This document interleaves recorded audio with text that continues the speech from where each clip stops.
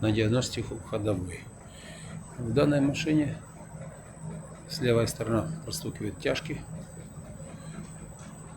и наконечники надо менять.